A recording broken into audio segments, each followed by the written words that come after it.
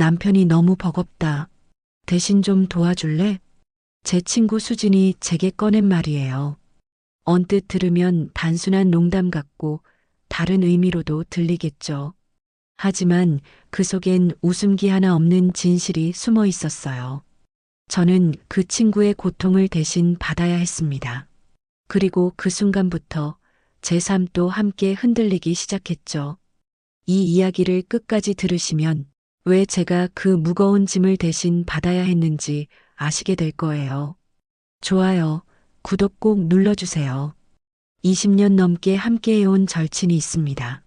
수진이라는 이름에 저와 같은 해에 태어나 같은 동네에서 자라며 지금까지 자매처럼 지내온 소중한 친구죠. 그런 수진을 오랜만에 만난 날이었어요. 코로나 때문에 1년 반 넘게 못 만나다가 이제서야 마스크를 벗고 마주 앉을 수 있게 된 거였거든요. 어머, 수진아. 얼굴이 많이 야위었네? 카페에 들어서자마자 제가 첫마디로 한 말이었어요. 정말 그랬거든요.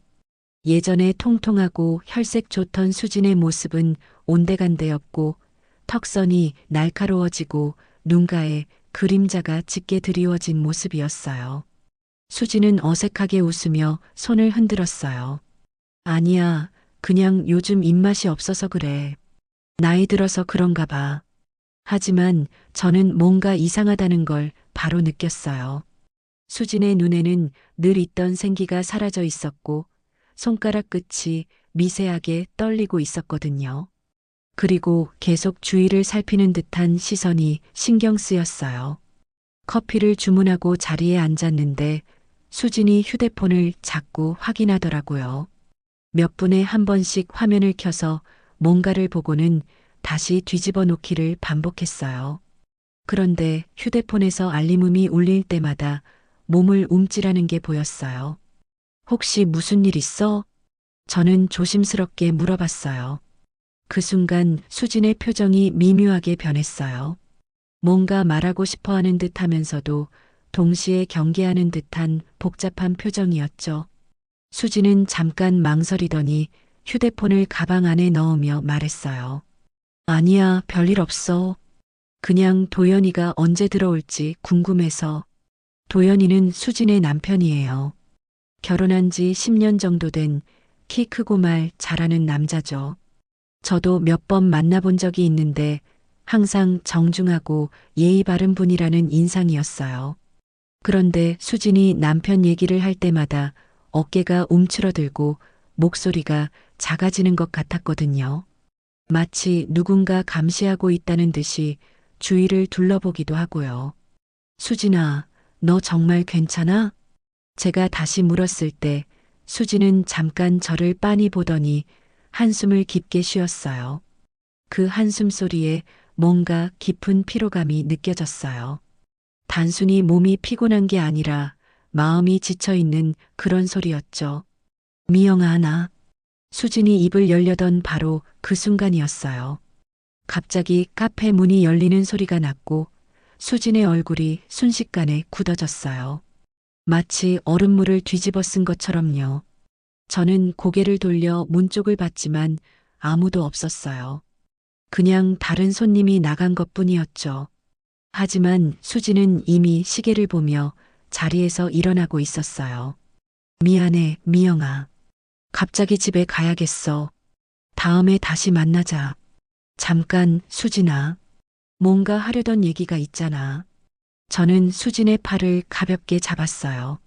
하지만 수진은 고개를 저으며 제 손을 살짝 뿌리쳤어요. 정말 아무것도 아니야. 그냥 시간이 늦어서 그래. 그렇게 수진은 서둘러 카페를 나갔어요. 커피도 반 이상 남긴 채로요. 저는 혼자 남아서 한참을 생각했어요. 분명히 뭔가 문제가 있었어요. 30년을 알고 지낸 친구인데 이런 수진의 모습은 처음 보는 거였거든요. 특히 문이 열리는 소리에 그렇게 놀라는 건 정말 이상했어요. 집에 돌아가는 길에도 수진 생각뿐이었어요. 야위어진 얼굴, 떨리는 손끝, 그리고 무엇보다 그 절망적인 한숨소리가 계속 머릿속에서 맴돌았어요. 수진이 뭔가 말하려다가 멈춘 그 순간도요. 그날 저녁 늦게까지 잠이 오지 않았어요. 혹시 수진이 심각한 문제에 빠져 있는 건 아닐까? 그런데 제가 나서서 도와야 하는 걸까? 아니면 그냥 기다려야 하는 걸까? 여러 생각이 머릿속을 복잡하게 만들었어요. 다음 날 아침, 저는 수진에게 문자를 보냈어요.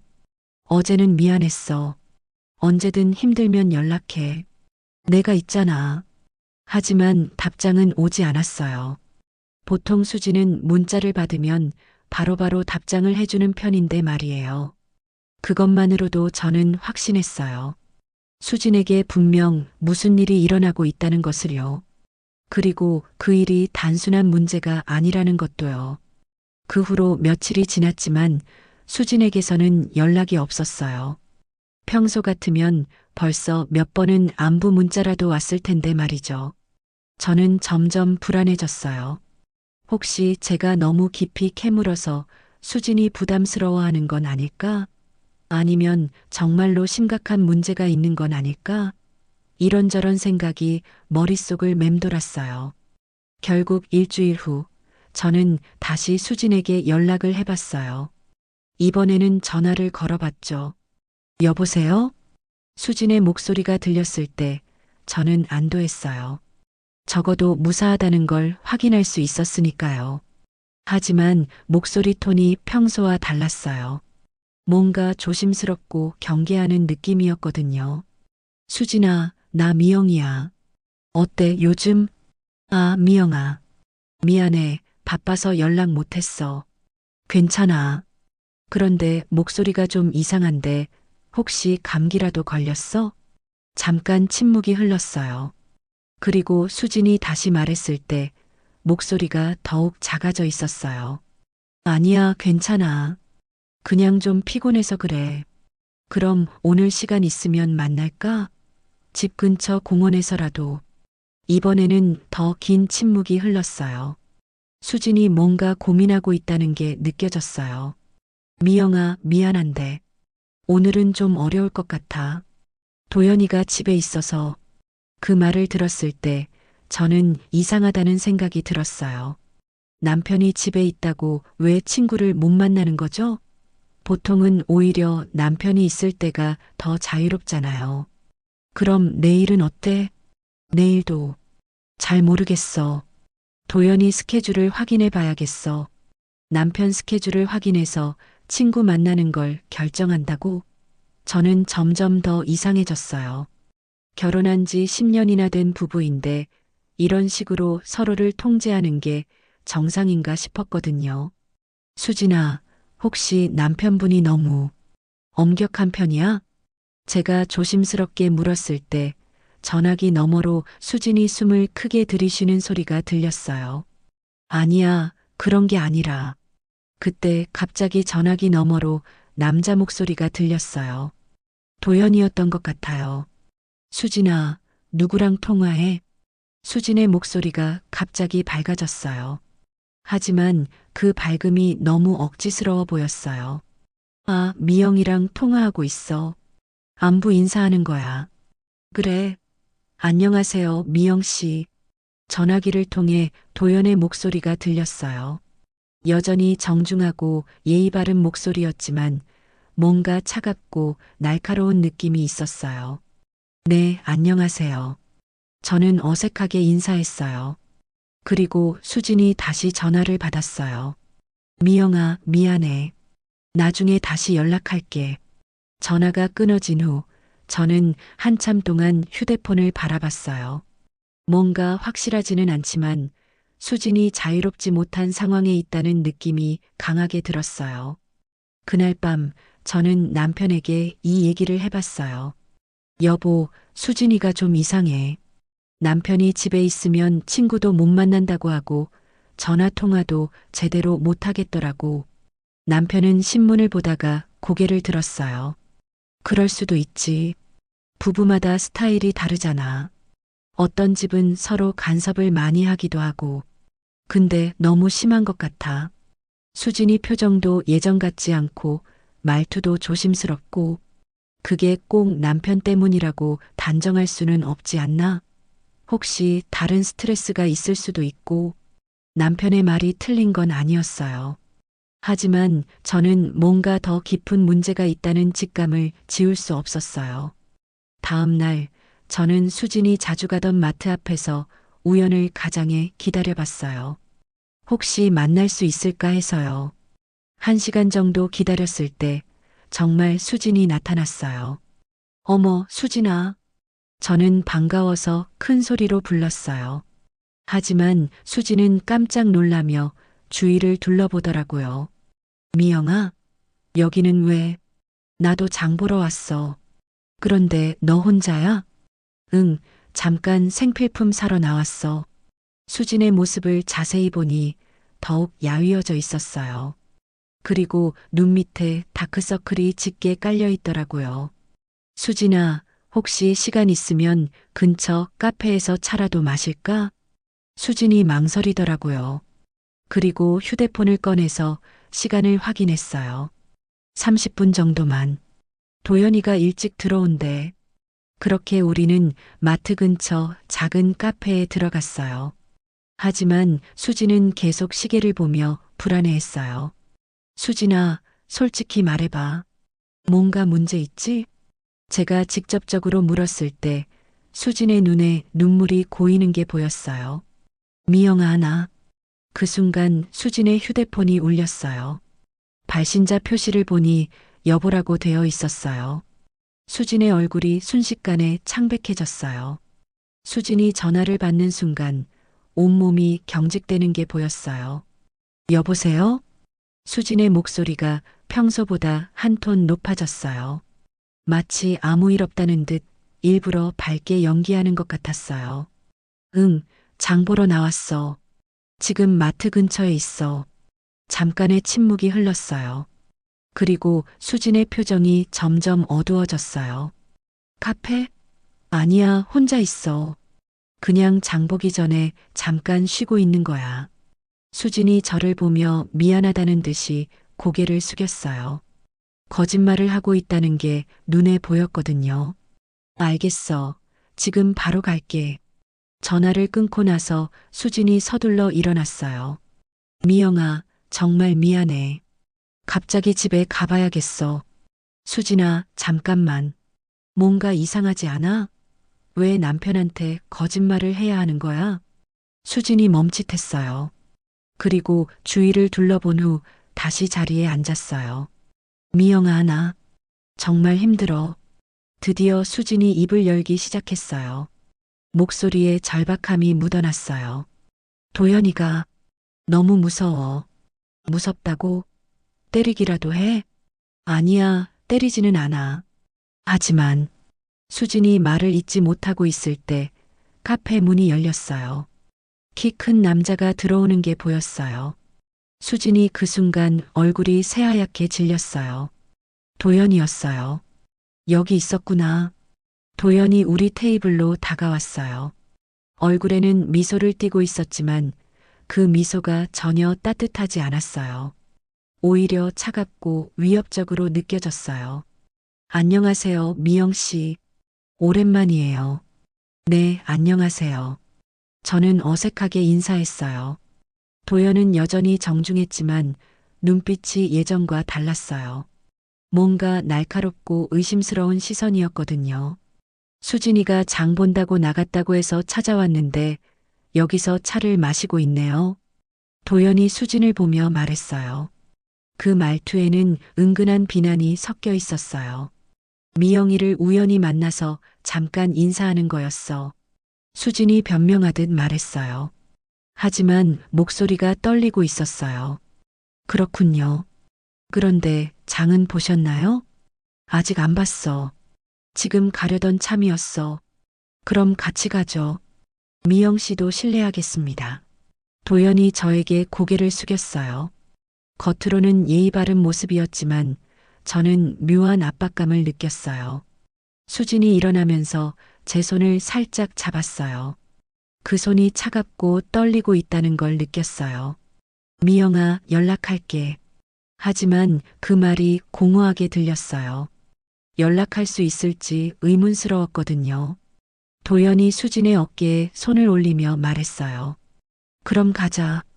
그 손길이 부드러워 보였지만 수진의 표정을 보면 전혀 부드럽지 않다는 걸 알 수 있었어요. 오히려 수진이 그 손길에 위축되는 것 같았어요. 두 사람이 카페를 나가는 모습을 보면서 저는 등골이 서늘해지는 걸 느꼈어요. 도연이 문을 열어주는 모습, 수진의 가방을 들어주는 모습, 모든 게 겉으로는 다정한 남편 같아 보였어요. 하지만 수진의 몸짓은 마치 감시당하는 사람 같았어요. 특히 마지막에 도연이 수진을 돌아보며 한 말이 계속 귓가에 맴돌았어요. 집에서 기다리고 있었는데 왜 연락도 안 했지? 그 말투가 질문이라기보다는 추궁에 가까웠어요. 저는 카페에 혼자 남아서 한참을 생각했어요. 방금 본 장면들이 계속 머릿속을 맴돌았어요.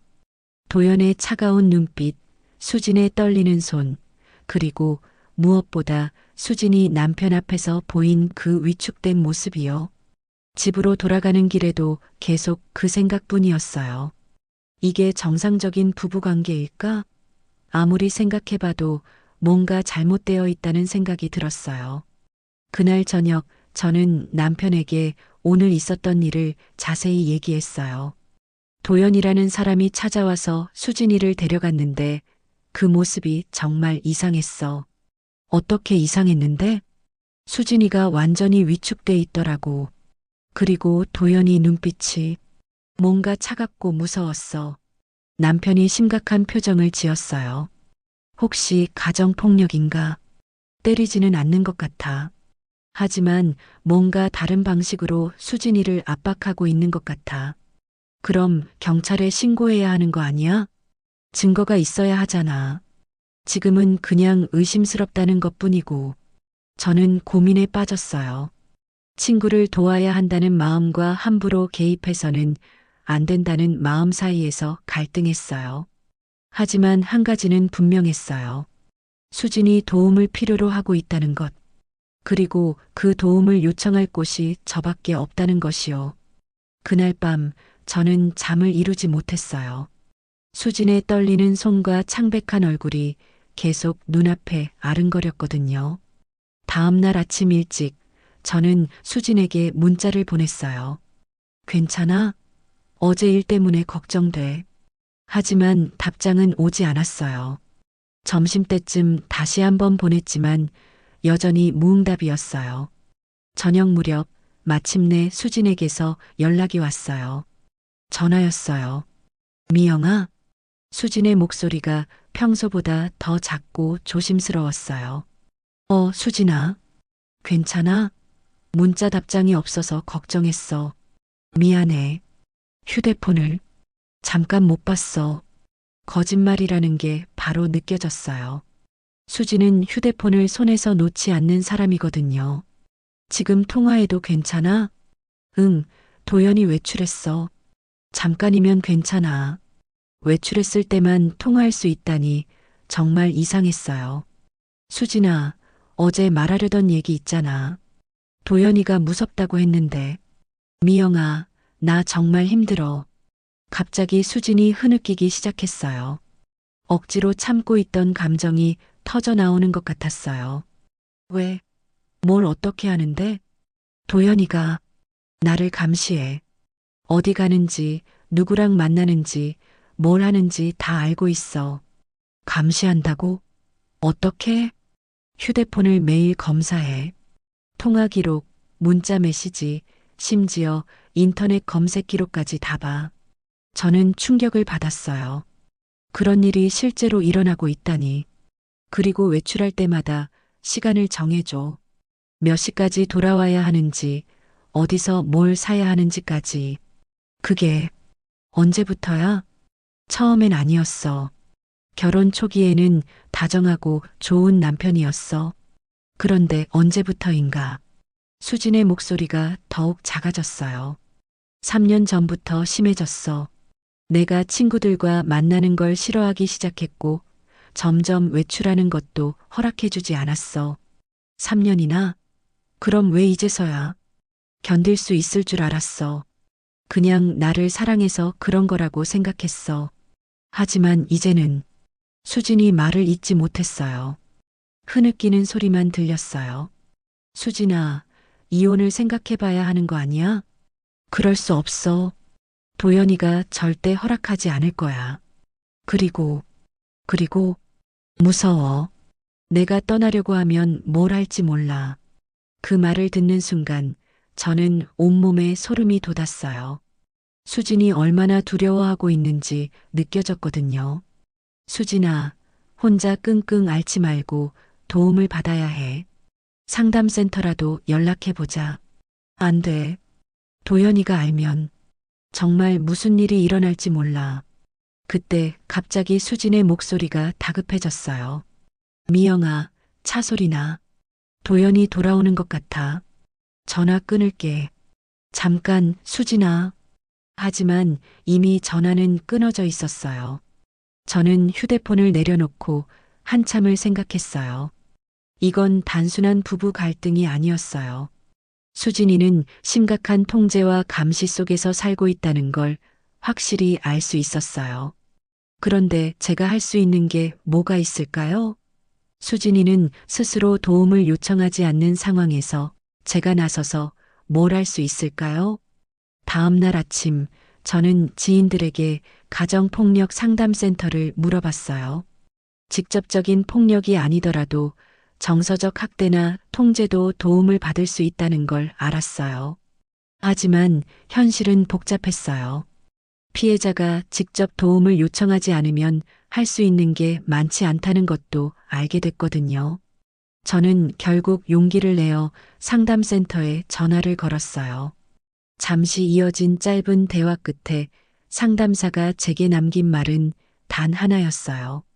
무슨 일이 있어도 친구를 혼자 두지 마세요. 수화기를 내려놓는 순간 제 가슴은 묵직하게 쿵 내려앉았어요. 그 말이 제 심장을 강하게 울렸거든요. 수진이가 얼마나 고립되어 있는지, 얼마나 외로운 싸움을 하고 있는지 저는 누구보다 잘 알고 있었어요. 그 순간 깨달았어요. 이제는 더 이상 망설일 수 없다는 걸요. 저는 결심했어요. 어떤 위험이 닥치더라도 수진을 절대로 혼자 두지 않겠다고.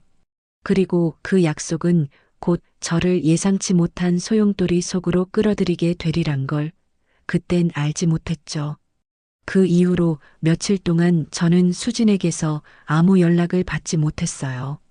문자를 보내도 답이 없고 전화를 걸어도 받지 않았어요. 걱정이 되어서 수진이 자주 가던 마트 앞에서 기다려보기도 했지만 모습을 보이지 않더라고요. 마치 세상에서 사라진 것 같았어요.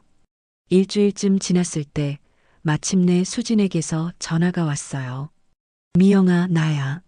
수진아, 어디 있었어? 얼마나 걱정했는데. 미안해. 연락하지 못했어. 수진의 목소리가 평소보다 더 작고 힘이 없었어요. 혹시 무슨 일 있었어? 미영아, 나 도연이한테 들켰어. 뭘 들켰다고? 너랑 통화한 거. 그리고 상담센터 얘기도. 저는 깜짝 놀랐어요. 어떻게 그걸 알았을까요? 휴대폰을 뒤져봤어. 통화 기록이랑. 그리고 내가 보낸 문자도 다 봤대. 수진의 목소리에 절망감이 묻어났어요. 그래서 어떻게 됐어? 화를 많이 냈어. 그리고 수진이 말을 멈췄어요. 그리고 뭐? 앞으로는 너랑 연락하지 말라고 했어. 충격이었어요. 도연이 아예 저와의 연락을 차단하려고 하다니. 그럼 지금은 어떻게 전화하는 거야? 도연이가 외출했어. 잠깐 시간이 생겨서. 수진아, 이건 정말 심각해. 이런 식으로 살 수는 없잖아. 알아. 하지만 어떻게 해야 할지 모르겠어. 그때 갑자기 수진의 목소리가 다급해졌어요. 미영아, 차 소리나. 도연이 돌아오는 것 같아. 수진아, 잠깐. 미안해. 전화 끊어야 해. 그리고 미영아. 응? 도연이가 너에 대해서도 알아보고 있어. 조심해. 전화가 끊어졌어요. 저는 휴대폰을 내려놓고 멍하게 있었어요. 도연이 저에 대해서도 알아보고 있다고? 무슨 의미일까요? 며칠 후 그 의미를 알게 됐어요. 마트에서 장을 보고 집으로 돌아가는 길에 누군가 저를 부르는 소리가 들렸어요. 미영 씨, 돌아보니 도연이 있었어요.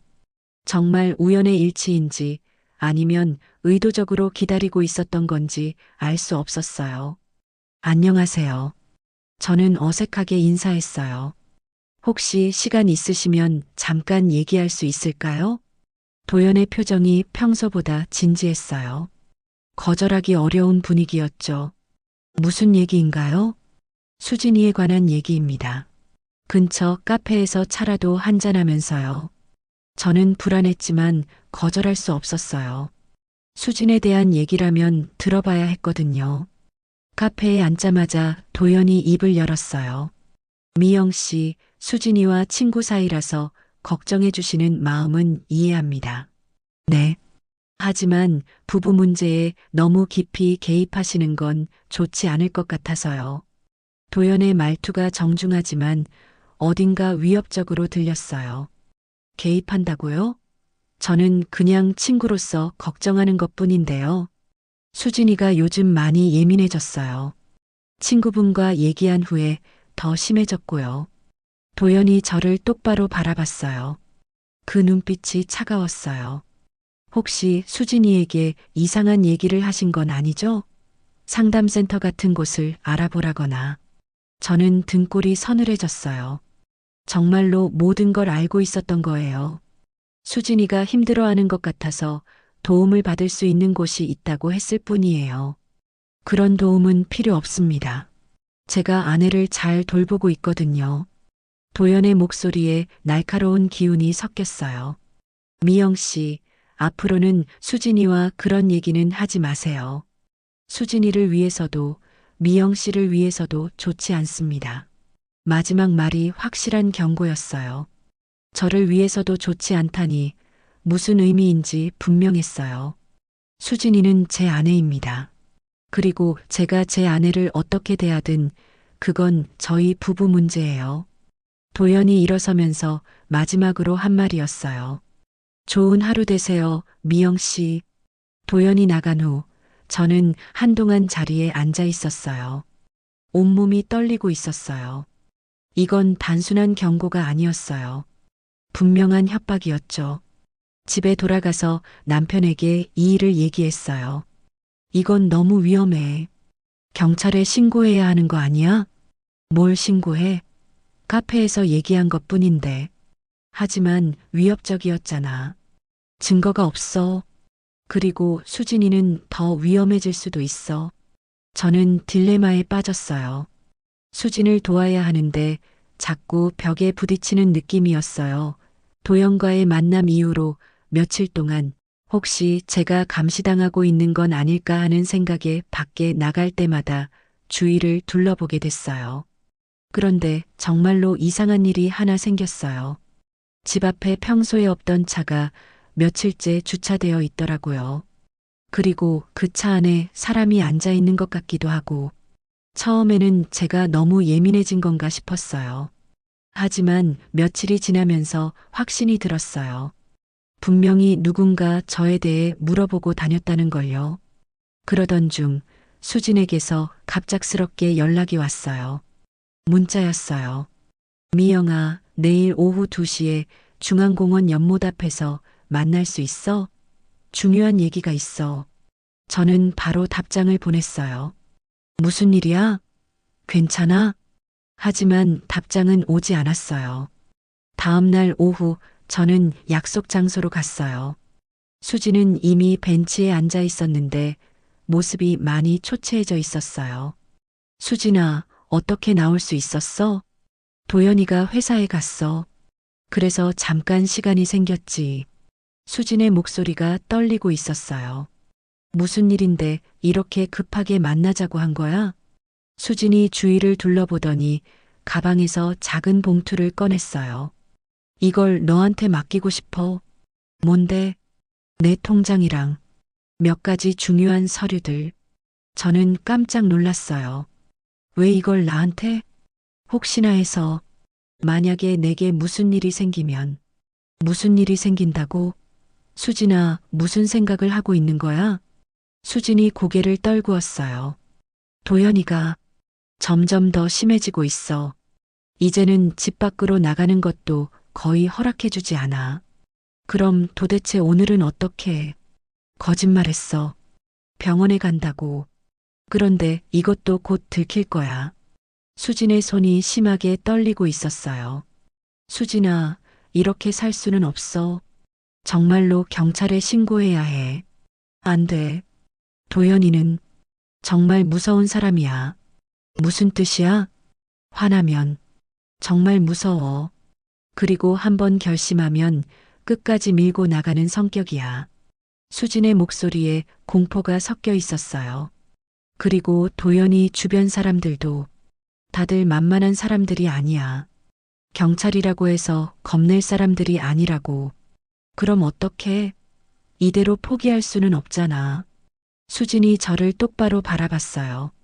미영아, 나 도망가려고 해. 도망가? 언니가 부산에 살고 있어. 거기로 가서 숨어 있을까 해. 그럼 언제? 이번 주말. 도연이가 출장 간다고 했어. 저는 복잡한 마음이 들었어요. 수진이가 도망가는 게 최선의 방법일까? 하지만 다른 대안이 있을까? 혼자 가기 무서워. 미영아, 나랑 같이 가줄 수 있어? 수진의 간절한 부탁이었어요. 같이 가달라고? 부산까지만. 거기서 언니를 만나면 괜찮을 거야. 저는 고민에 빠졌어요. 수진을 도와야 한다는 마음은 확고했지만 도연이라는 사람이 얼마나 위험한지도 알고 있었거든요. 미영아, 제발. 너 말고는 도와줄 사람이 없어. 수진의 눈에 눈물이 고였어요. 알겠어. 도와줄게. 결국 저는 승낙했어요.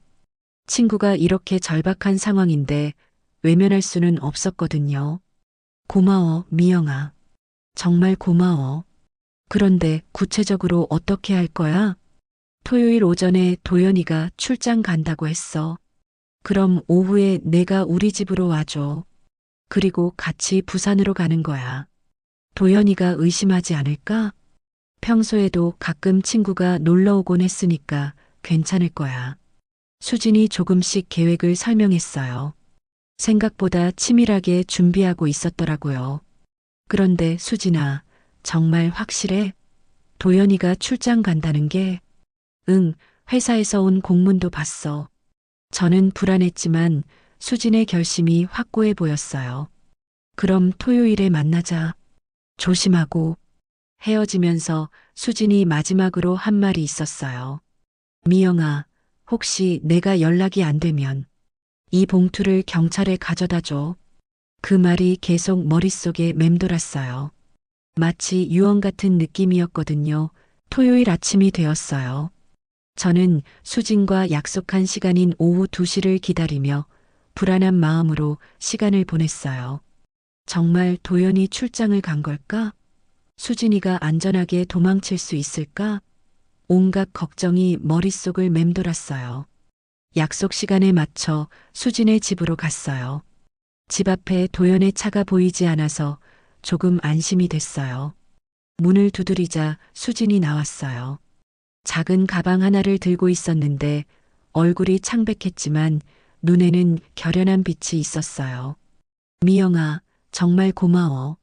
너 아니었으면 어떻게 했을지 몰라. 괜찮아. 그런데 정말 확실해?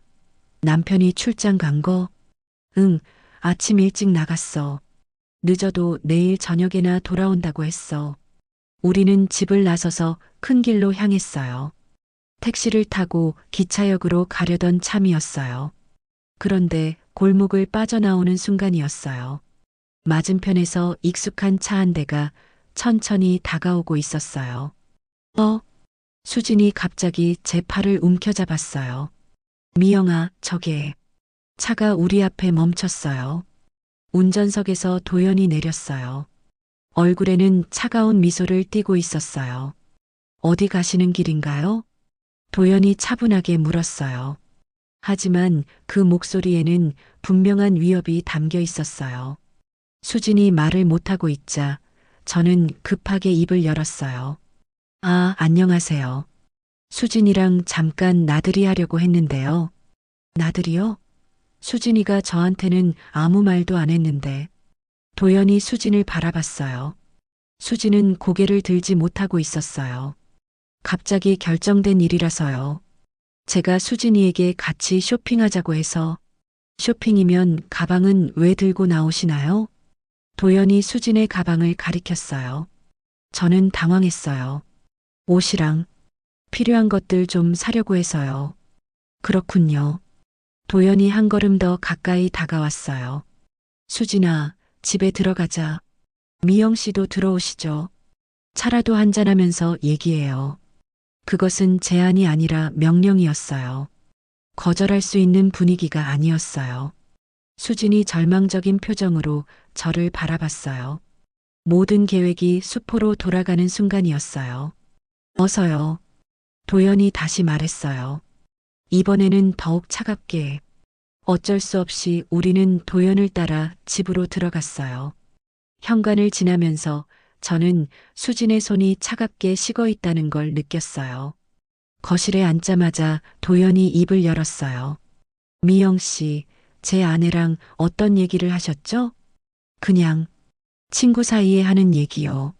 친구 사이라고 해서 남의 부부 문제에 끼어들어도 되는 건가요? 도연의 목소리가 점점 날카로워졌어요. 저는 끼어든 게 아니라 수진이가 요즘 이상해요. 예전 같지 않고 뭔가 숨기고 있고 그런데 미영 씨랑 만난 후부터 더 심해졌어요. 수진이 작은 목소리로 말했어요. 여보, 미영이는 잘못이 없어. 잘못이 없다고? 그럼 지금 이 가방은 뭐예요? 도연이 수진의 가방을 가져와서 열었어요. 안에는 옷가지와 세면도구, 그리고 통장이 들어 있었어요. 이게 쇼핑 가는 사람이 들고 나오는 가방인가요? 완전히 들킨 상황이었어요. 더 이상 변명할 여지가 없었어요. 도연이 저를 똑바로 바라봤어요. 미영 씨, 제 아내를 어디로 데려가려고 했던 거죠? 그 순간 저는 깨달았어요. 이제 정말 위험한 상황에 빠졌다는 걸요. 도연의 차가운 시선이 저를 관통하는 것 같았어요. 거실 안의 공기가 얼어붙은 것처럼 무거웠어요. 대답하세요, 미영 씨. 제 아내를 어디로 데려가려고 했던 거죠? 저는 입이 마르는 것을 느꼈어요. 뭐라고 대답해야 할지 모르겠더라고요. 저는 그냥 수진이가 힘들어해서 힘들어한다고요? 누가 그런 소리를 했죠? 도연이 수진을 바라봤어요. 수진은 고개를 숙인 채 떨고 있었어요. 수진아, 내가 미영 씨에게 뭐라고 했지? 아무것도 안 했어. 아무것도 안 했는데 왜 짐을 싸서 집을 나가려고 했어? 도연의 목소리가 점점 높아졌어요. 하지만 고함을 지르는 건 아니었어요. 오히려 더 무서웠어요. 그때 수진이 갑자기 고개를 들었어요. 미영아, 미안해.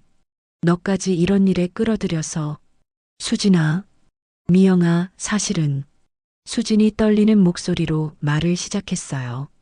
나 정말 참을 수가 없었어. 이렇게 사는 게. 도연의 표정이 순간 변했어요. 뭔가 위험한 기운이 감돌았어요. 수진아, 그만해. 하지만 수진은 멈추지 않았어요. 마치 오랫동안 참았던 게 터져나오는 것 같았어요. 미영아, 이 사람이 나한테 어떻게 하는지 알아? 휴대폰 검사하고 외출할 때마다 시간 체크하고 친구들 만나는 것도 허락받아야 하고. 수진아, 그만하라고 했잖아. 도연이 일어섰어요. 키가 크고 덩치가 좋은 그가 일어서니 거실이 더 좁아 보였어요. 왜 그만해야 해? 이제 다 말할 거야. 미영아, 이 사람이 나를 어떻게 감시하는지 알아? 수진이 갑자기 일어서서 거실 한쪽으로 갔어요. 그리고 책장 뒤에서 뭔가를 꺼냈어요. 작은 검은색 기계였어요. 이게 뭔지 알아? 녹음기야. 이 집 곳곳에 숨겨져 있어. 저는 충격을 받았어요. 녹음기라고? 그리고 이것도 봐. 수진이 TV 뒤에서 또 다른 걸 꺼냈어요. 작은 카메라였어요. 집 안 곳곳에 카메라가 있어. 내가 뭘 하는지 다 보고 있어. 저는 온몸에 소름이 돋았어요. 이건 단순한 통제가 아니었어요. 완전한 감시였어요. 수진아, 도연이 큰 소리를 냈어요. 하지만 수진은 멈추지 않았어요.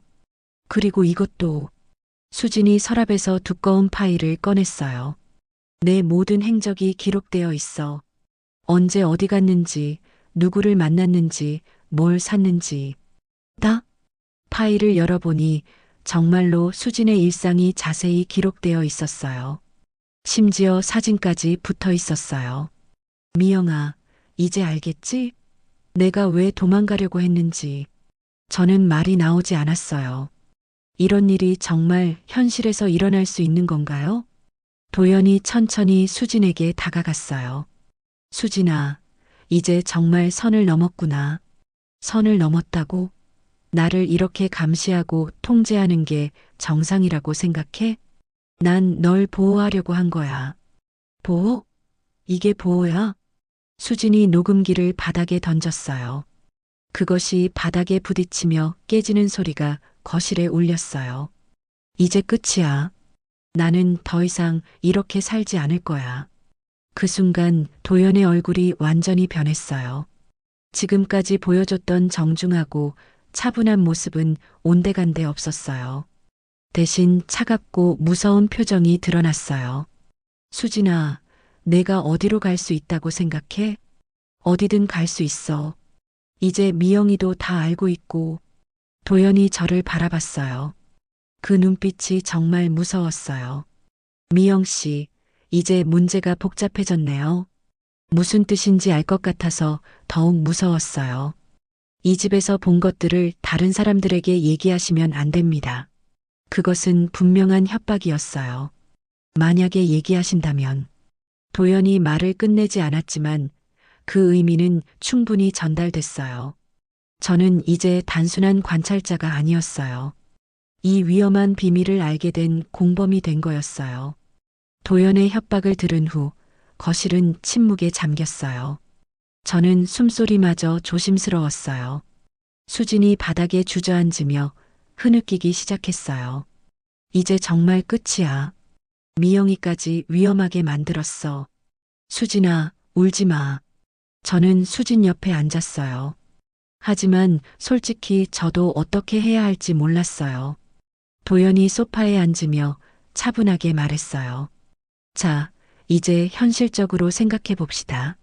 마치 회사에서 회의하는 것처럼 침착한 목소리였어요. 그게 더 무서웠어요. 수진이는 제 아내입니다. 그리고 이 모든 건 저희 부부 문제예요. 부부 문제라고요? 이건 범죄예요. 제가 용기를 내어 말했어요. 범죄? 도연이 웃었어요. 하지만 전혀 즐거워 보이지 않는 웃음이었어요. 무슨 범죄를 저질렀죠? 제 집에 카메라 설치한 게 범죄인가요? 제 아내 행적을 확인한 게 범죄인가요? 감시가 아니라 관심입니다. 사랑하는 아내를 보호하려는 남편의 마음이죠. 도연의 논리가 정말 소름 끼쳤어요. 자신의 행동을 정당화하고 있었어요. 수진이가 얼마나 힘들어하는지 모르세요? 힘들어한다고요?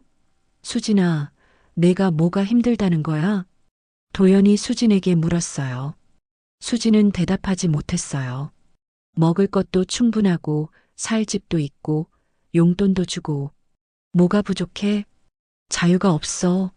수진이 작은 목소리로 말했어요. 자유가 뭔데? 밖에 나가서 남자들이랑 만나는 게 자유야? 그런 게 아니야. 그럼 뭐야? 친구들 만나서 남편 욕하는 게 자유야? 도연의 목소리가 점점 날카로워졌어요.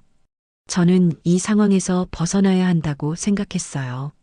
계속 있으면 더 위험해질 것 같았거든요.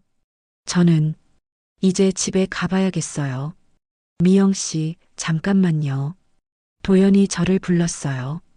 오늘 여기서 본 것들을 다른 사람에게 얘기하지 않겠다고 약속해 주세요.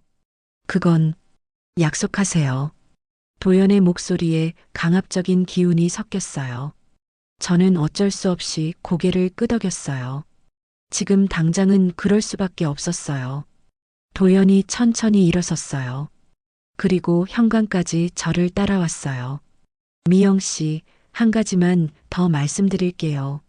문 앞에서 도연이 저를 막아섰어요. 저는 제가 사랑하는 사람들을 지키기 위해서라면 뭐든지 할 수 있는 사람입니다. 그 말의 의미가 무엇인지 알 수 있었어요.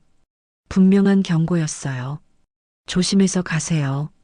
저는 서둘러 일어났어요. 수진을 두고 가는 게 걱정됐지만 지금은 어쩔 수 없었어요. 수진아, 나중에 연락할게. 미영아. 수진이 절망적인 목소리로 제 이름을 불렀지만 저는 돌아볼 수 없었어요.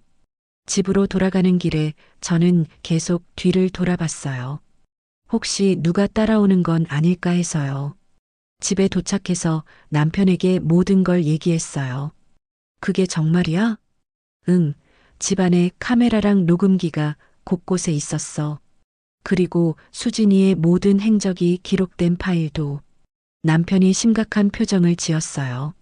이건 정말 심각한 문제네. 경찰에 신고해야 하는 거 아니야?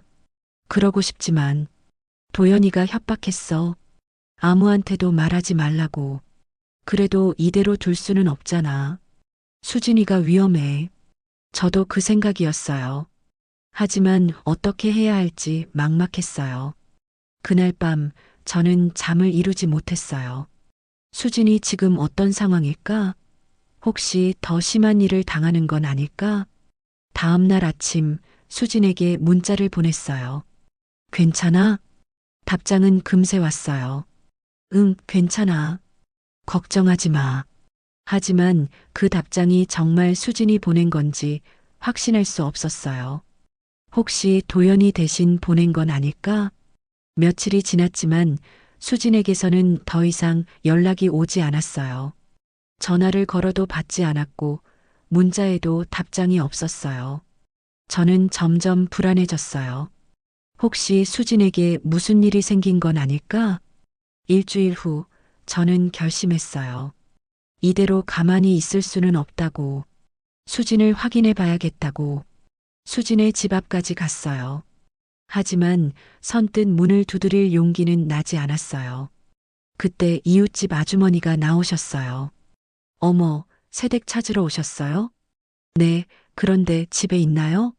글쎄요, 며칠째 못 봤는데 요즘 밖에 잘 안 나오더라고요. 그 말을 듣고 저는 더욱 걱정이 됐어요. 혹시 이상한 소리라도 들리지 않았나요? 이상한 소리요? 아, 그러고 보니 며칠 전에 큰 소리가 나더라고요. 뭔가 깨지는 소리 같기도 하고 저는 가슴이 철렁했어요. 혹시 그날 이후에 수진이 당한 건 아닐까? 이웃 아주머니의 말을 듣고 저는 걱정이 더해졌어요. 아주머니 감사합니다. 그럼 저는 이만. 아주머니가 집으로 들어가시고 나서 저는 수진의 집 앞에 서서 고민했어요. 그냥 돌아가야 할까? 아니면 한번 확인해 봐야 할까?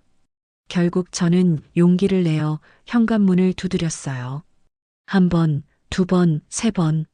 수진아, 나야. 미영이. 하지만 아무 대답이 없었어요.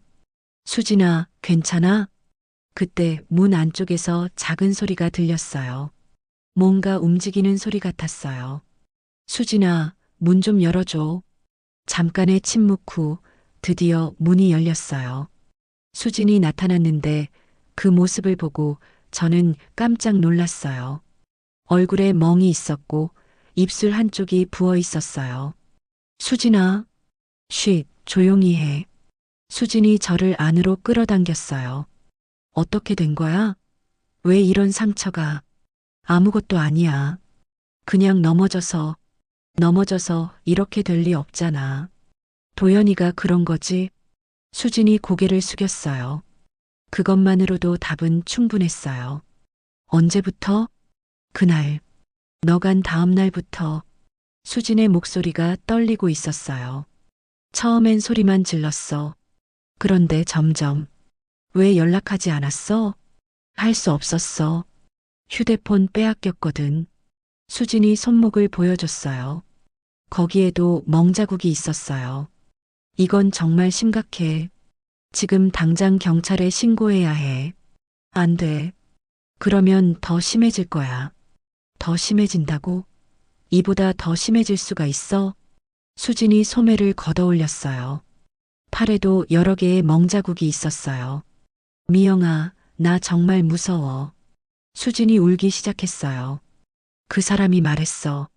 만약에 경찰에 신고하거나 누구한테라도 말하면 나를 아무도 찾을 수 없는 곳으로 보내버리겠다고. 그게 무슨 뜻이야? 모르겠어. 하지만 그 사람은 할 수 있는 사람이야. 정말로. 저는 온몸이 떨렸어요. 상황이 제가 생각했던 것보다 훨씬 심각했어요. 수진아, 이대로는 안 돼. 정말 위험해. 나도 알아. 하지만 어떡해? 도망갈 데도 없고 도와줄 사람도 없고 내가 있잖아. 미영아, 너까지 위험해지면 어떡해? 그때 갑자기 문 밖에서 차 소리가 들렸어요. 수진의 얼굴이 순식간에 창백해졌어요. 돌아왔어. 어떡하지? 뒷문으로 나갈 수는 없어. 잠겨 있어. 열쇠는 그 사람이 가지고 다녀. 현관문 열리는 소리가 들렸어요. 수진아, 누구랑 얘기하고 있었어? 도연의 목소리였어요. 수진이 저를 화장실로 밀어 넣었어요. 여보세요? 아무도 없어. 그럼 누구 목소리가 들렸지? TV 소리일 거야. 도연의 발걸음 소리가 점점 가까워졌어요. 수진아, 얼굴이 왜 그렇게 창백해?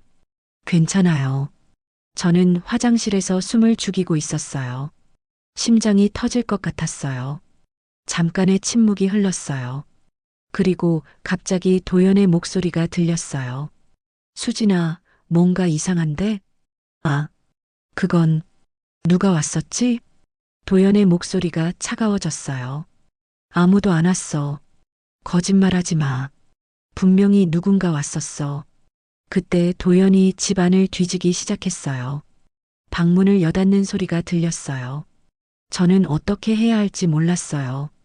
이대로 들키면 수지는 물론 저도 위험해질 것 같았어요.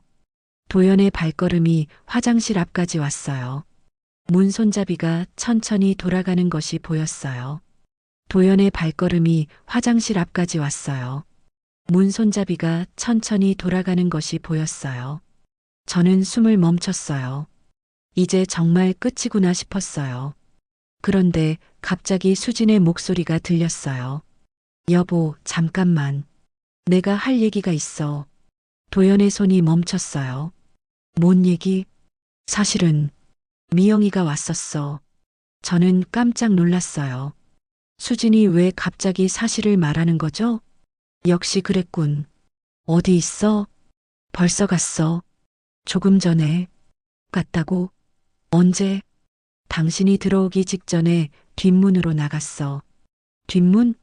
수진이 분명히 뒷문은 잠겨 있다고 했는데 뒷문 열쇠는 내가 가지고 있는데 여분이 하나 더 있었어. 화분 밑에 숨겨둔 거. 도연이 잠깐 침묵했어요. 뭔가 생각하고 있는 것 같았어요. 그럼 미영이가 뭐하러 왔어? 그냥 안부 인사하러. 안부 인사? 며칠 전에 경고했는데도 미영이가 걱정이 되나 봐. 걱정? 도연의 목소리가 위험하게 변했어요. 수진아, 혹시 미영이한테 이상한 얘기한 거 아니지? 아니야, 아무것도 안 했어. 정말? 응. 그때 갑자기 도연이 웃기 시작했어요.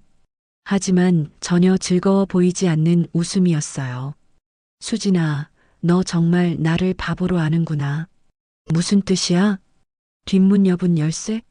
화분 밑에? 도연의 목소리가 점점 차가워졌어요. 그런 열쇠는 없어. 나만 알고 있다고 생각했나? 저는 온몸이 얼어붙었어요. 수진의 거짓말이 들통난 거예요. 그럼 미영이는 어디에 있지? 정말 갔어. 진짜로. 수진아, 마지막으로 묻겠다. 미영이가 어디 있어? 침묵이 흘렀어요. 저는 화장실에서 어떻게 해야 할지 몰랐어요. 그때 수진이 갑자기 큰 소리로 말했어요. 미영아, 이제 나와도 돼. 저는 깜짝 놀랐어요. 수진이 왜 갑자기 나와? 수진이 다시 말했어요. 이번에는 더 확고한 목소리였어요. 저는 어쩔 수 없이 화장실 문을 열었어요. 도연이 저를 보며 차가운 미소를 지었어요. 역시 그랬군요, 미영 씨. 미안해요. 수진이가 걱정돼서. 걱정이라고요? 도연이 저에게 다가왔어요. 제 아내 얼굴에 상처가 있는 걸 봤겠군요. 네. 그래서 어쩌실 건가요? 도연의 질문에 저는 대답할 수 없었어요. 그때 수진이 갑자기 입을 열었어요. 미영아, 사실은 내가 거짓말을 했어. 뭐? 이 상처들 남편이 때려서 생긴 게 아니야. 저는 귀를 의심했어요. 무슨 소리인가요? 그럼 어떻게 생긴 거야? 내가 스스로 한 거야. 수진의 말에 저는 충격을 받았어요. 왜? 관심받고 싶어서. 남편한테도 너한테도. 수진아, 무슨 소리야? 미영아, 미안해. 너를 속인 거야. 수진이 울기 시작했어요. 난 정말 외로웠어. 남편은 일만 하고 친구들은 바쁘고 아무도 나한테 관심을 주지 않았어. 그래서 이런 거짓말을. 처음엔 작은 거짓말이었어. 그런데 점점 커져서 저는 혼란스러웠어요. 지금까지 본 모든 것들이 거짓말이었다는 건가요? 그럼 감시 장비들은? 그것도 거짓말이야. 내가 인터넷에서 산 가짜야. 도연이 저를 보며 말했어요. 이제 이해하시겠어요, 미영 씨? 제 아내가 어떤 사람인지. 저는 아무 말도 할 수 없었어요. 모든 게 거짓말이었다니. 그런데 잠시만요. 뭔가 이상했어요. 수진이의 이 고백이 너무 갑작스럽지 않나요? 지금까지 그렇게 절박하게 도움을 요청했던 사람이 갑자기 모든 게 거짓말이었다고? 저는 수진이의 눈을 자세히 봤어요. 그 눈에서 뭔가 다른 메시지를 읽으려고 했어요. 그때 수진이가 제게 작은 손짓을 했어요. 도연이 보지 못하게 아주 조심스럽게요. 그 손짓이 말하고 있었어요. 믿지 마. 저는 온몸에 소름이 돋았어요. 수진이의 고백도 거짓말이었다는 건가요? 그럼 지금 이 상황은 도대체 뭔가요? 도연이 저를 보며 말했어요. 미영 씨, 이제 진실을 아셨으니 집에 가세요. 그리고 오늘 일은 아무에게도 말하지 마세요. 하지만 저는 확신했어요. 아직 끝나지 않았다는 걸요. 진짜 진실은 따로 있다는 걸요. 저는 수진이의 작은 손짓을 놓치지 않았어요. 믿지 말라는 그 간절한 신호를요. 집으로 돌아가는 길에 머릿속이 복잡했어요. 수진이의 갑작스러운 고백, 도연의 차가운 미소, 그리고 그 마지막 순간의 은밀한 신호까지 뭔가 잘못되었다는 직감이 강하게 들었어요. 만약 정말로 수진이가 관심을 끌기 위해 거짓말을 한 거라면 도연이 왜 그렇게 협박적으로 굴었을까요? 집에 도착해서 남편에게 오늘 있었던 일을 얘기했어요. 그 사람이 갑자기 모든 게 거짓말이었다고? 응. 자기가 스스로 상처를 낸 거라고 하더라고. 그럼 다행이네. 가정폭력이 아니었다니. 남편은 안심하는 것 같았지만 저는 여전히 석연치 않았어요. 근데 왜 도연이는 나한테 그렇게 협박적으로 굴었을까? 아내가 정신적으로 힘들어한다고 설명하면 될 텐데. 글쎄, 창피해서 그런 거 아닐까? 아니야, 뭔가 다른 게 있어. 그날 밤 잠자리에서도 계속 그 생각뿐이었어요. 수진이의 마지막 눈빛이 자꾸 떠올랐거든요. 다음 날 아침 저는 결심했어요. 한 번 더 확인해 봐야겠다고. 마트에서 장을 보다가 우연히 수진이 동네 주민들과 아는 김 아줌마를 만났어요. 아, 미영희 씨. 오랜만이에요. 안녕하세요. 아줌마, 혹시 수진이네 집에서 이상한 일 없었나요? 이상한 일이요? 아, 그러고 보니까 며칠 전에 큰 소리가 나더라고요. 큰 소리요? 남자 목소리로 소리 지르는 소리요. 그리고 뭔가 깨지는 소리도 나고, 역시 뭔가 있었던 거예요. 그리고 요즘 새댁 못 본 것 같은데 괜찮나 싶어서요. 저도 걱정이에요.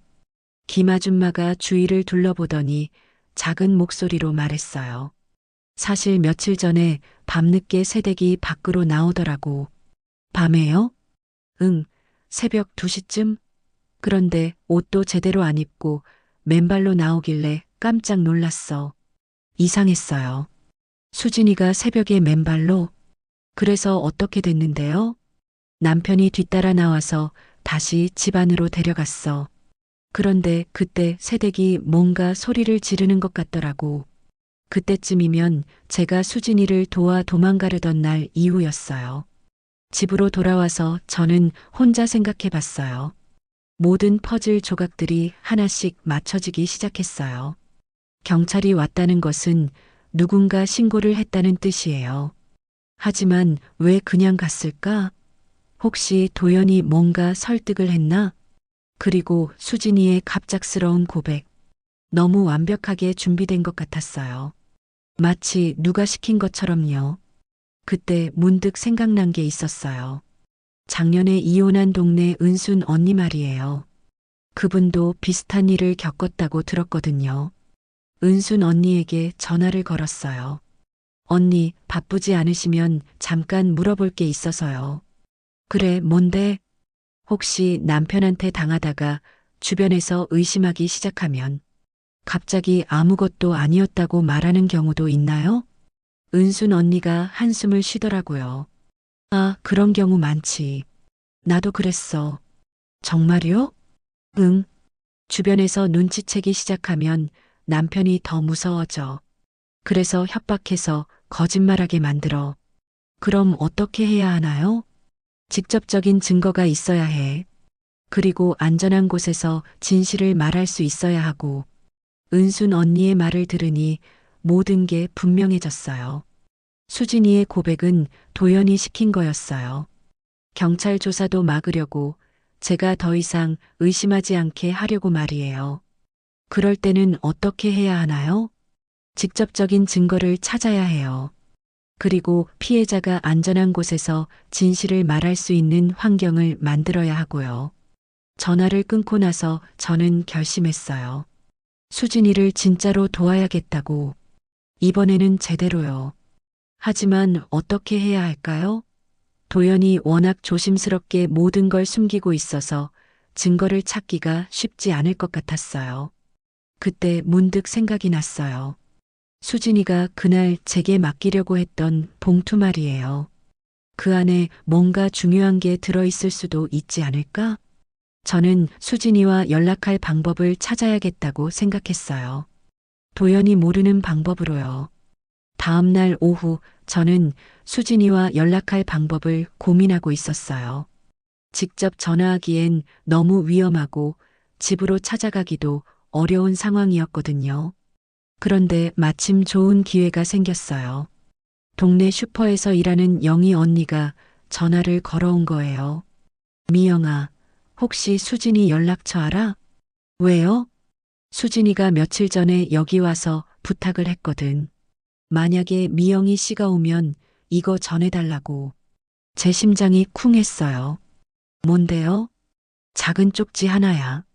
근데 아무한테도 말하지 말라고 신신당부하더라.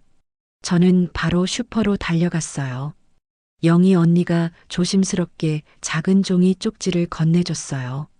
이상하더라. 얼굴도 많이 상해 있고 계속 뒤돌아보고 그러더라고. 쪽지를 받아서 펼쳐보니 수진이의 글씨로 이렇게 적혀 있었어요. 미영아, 도움이 필요해. 내일 오후 3시에 중앙공원 뒤쪽 화장실 앞으로 와줘. 혼자 와야 해. 정말 급해. 저는 손이 떨렸어요. 수진이가 정말 위험한 상황에 있다는 걸 확신할 수 있었어요. 그날 밤 남편에게 얘기하려다가 망설였어요. 괜히 걱정시키고 말리기만 할 것 같았거든요. 다음 날 오후 약속 시간에 맞춰 중앙공원에 갔어요. 뒤쪽은 평소에 사람들이 잘 안 오는 곳이라 조용했어요. 수진이는 이미 와 있었는데 모습이 정말 처참했어요. 며칠 전보다 상처가 더 늘어 있었고 얼굴도 더 야위어져 있었어요. 미영아, 수진이가 저를 보자 울음을 터뜨렸어요. 어떻게 된 거야? 왜 이렇게 됐어? 미영아, 정말 미안해. 그날 거짓말한 거 알고 있어. 남편이 시킨 거지? 수진이 고개를 끄덕였어요. 그 사람이 협박했어. 만약에 진실을 말하면 나를 아무도 찾을 수 없는 곳에 버리겠다고. 그래서 거짓말을 한 거야? 어쩔 수 없었어. 그런데 그날 이후로 더 심해졌어. 수진이 소매를 걷어올렸어요. 팔에 새로운 멍자국들이 가득했어요. 버리라고 하면서 더 심하게 때렸어. 그리고 수진이 말을 잇지 못하고 흐느꼈어요. 그리고 뭐야? 다음 주에 이사를 간다고 해. 아무도 모르는 시골로. 이사? 나를 완전히 격리시키려는 거야. 그럼 정말 아무도 나를 찾을 수 없을 거야. 저는 온몸이 오싹해졌어요. 이건 정말 심각한 상황이었어요. 언제?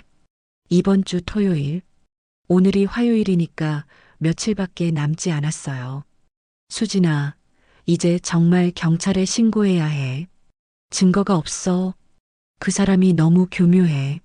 상처만으로도 충분하지 않을까? 자해라고 말하면 끝이야. 실제로 그날 내가 그렇게 말했잖아. 수진의 말이 맞았어요.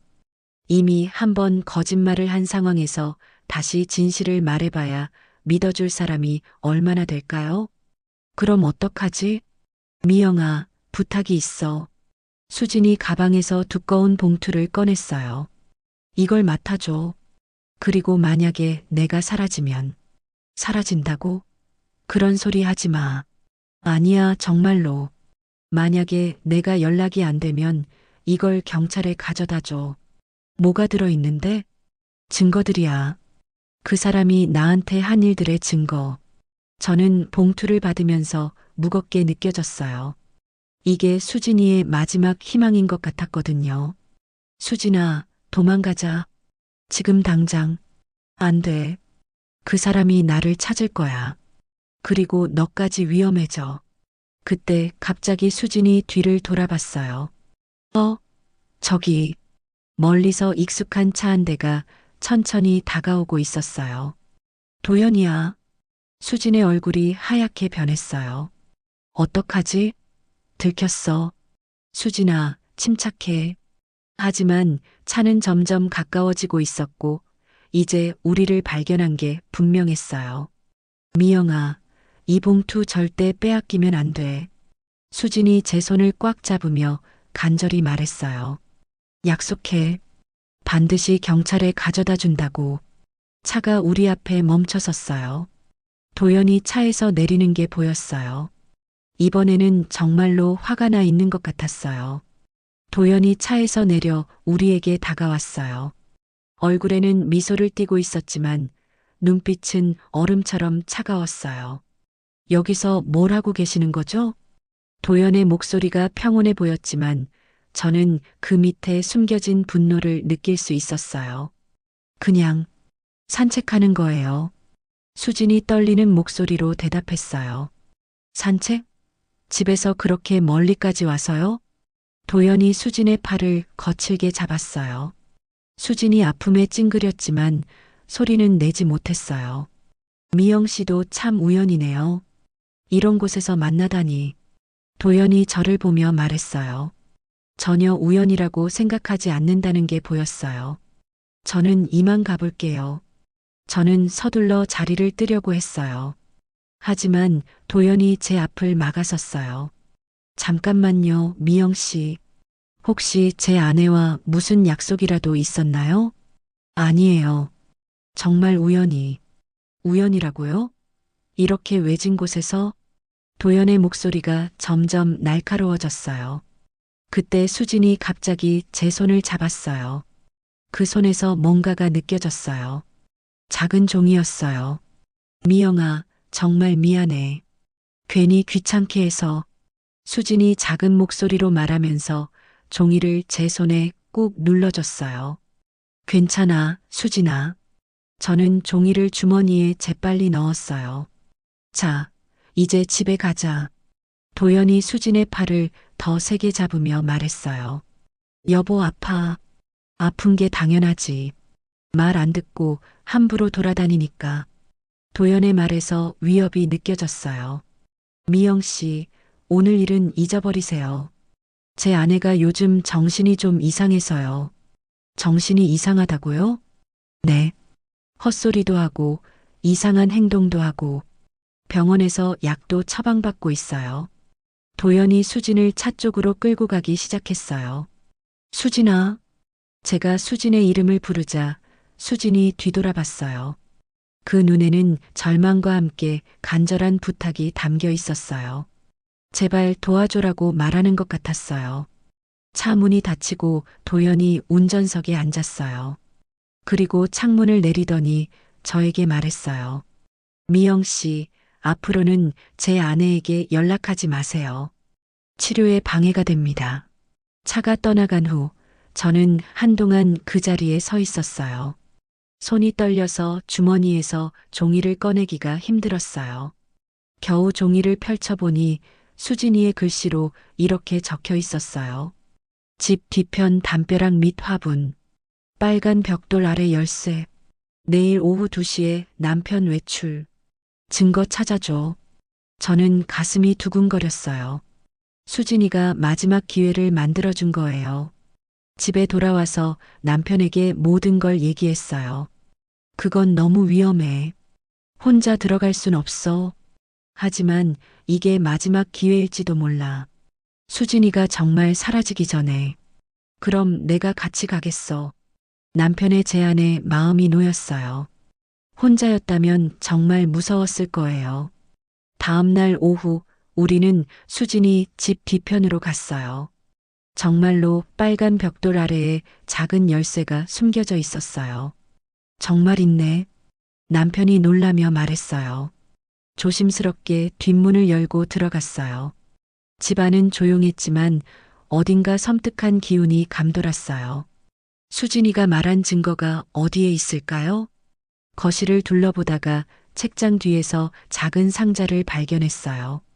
상자를 열어보니 그 안에는 충격적인 것들이 들어 있었어요.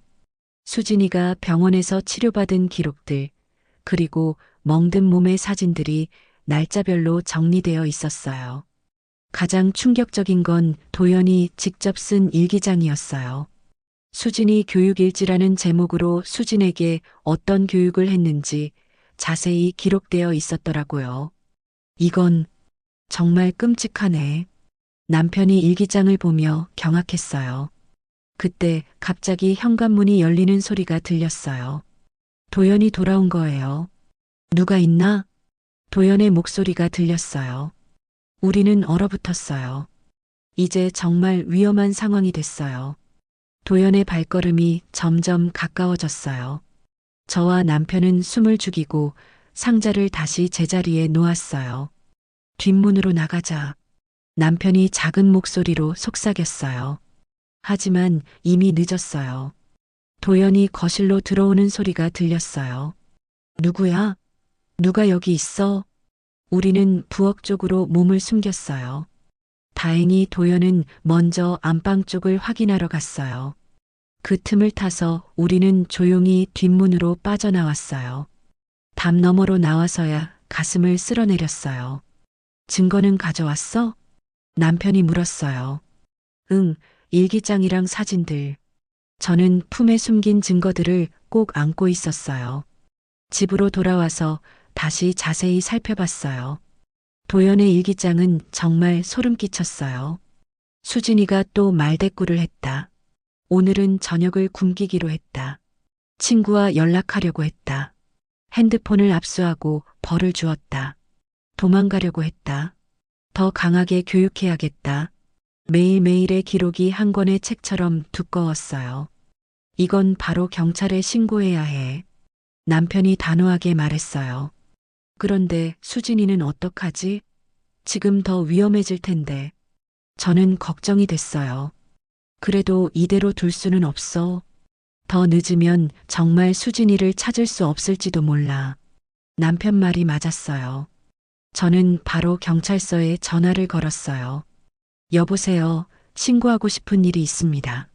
1시간 후 경찰이 집으로 찾아왔어요. 증거들을 보여드리니 경찰관의 표정이 심각해졌어요. 이 정도면 충분한 증거입니다. 바로 체포영장을 신청하겠습니다. 그런데 피해자가 위험하지 않을까요? 걱정 마세요. 저희가 동시에 구조 작업을 진행하겠습니다. 그날 저녁 경찰 작전이 시작됐어요. 저도 함께 가서 수진이를 안심시켜달라는 요청을 받았어요. 수진이 집 앞에 도착했을 때 이미 경찰차 여러 대가 와 있었어요. 수진아, 저는 경찰과 함께 집 안으로 들어갔어요. 수진이는 침실 구석에 웅크리고 앉아 있었어요. 저를 보자 눈물을 흘리기 시작했어요. 미영아, 정말 왔구나. 괜찮아. 이제 다 끝났어. 도연은 이미 수갑이 채워진 채로 경찰차에 태워져 있었어요. 마지막까지도 억울하다고 소리치고 있었지만 아무도 들어주지 않았어요.